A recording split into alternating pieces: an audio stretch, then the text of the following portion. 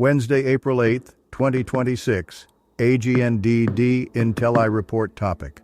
Ketamine Queen sentenced to 15 years in prison in connection with Matthew Perry's death. Please pardon any visual and informational inaccuracies in this partially AI-generated article-based video. Ketamine Queen sentenced to 15 years in prison in connection with Matthew Perry's death. By Austin Turner. C.B.S. News. April 8, 2026, 11:27 a.m. PDT, CBS LA. Jasveen Sangha, the woman prosecutors refer to as the Ketamine Queen, was sentenced to 15 years in federal prison during a hearing in a Los Angeles courtroom on Wednesday after pleading guilty to federal drug charges last year in connection with the 2023 death of Friends star Matthew Perry. The sentencing comes after Sangha, 42 of North Hollywood, pleaded guilty last September to 3 counts of distribution of ketamine, 1 count of distribution of ketamine resulting in death or serious bodily injury, and 1 count of maintaining a drug-involved premises. For years, Sangha operated a high-volume drug trafficking business out of her North Hollywood residence, prosecutors argued in a sentencing memorandum. To cultivate her business, Sangha marketed herself as an exclusive dealer who catered to high-profile Hollywood clientele. While Sangha worked to expand and profit from her drug trafficking, she knew and disregarded the grave harm her conduct was causing. When pleading guilty, Sangha admitted to supplying the drugs that caused Perry's death. She also admitted to telling accomplices to delete all incriminating text messages, setting up drug deals and distributions.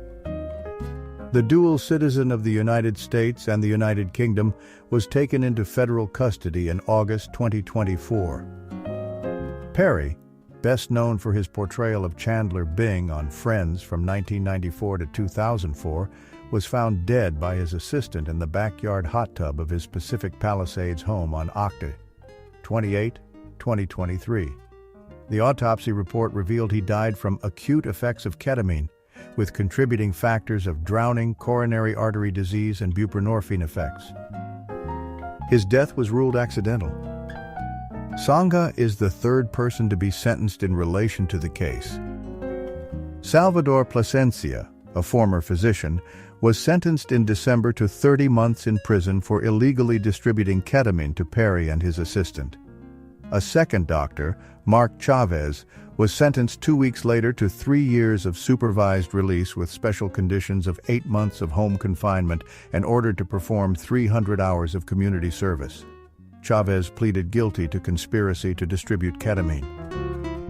A pair of sentencing hearings remains in connection with the Perry case, both set for later this month.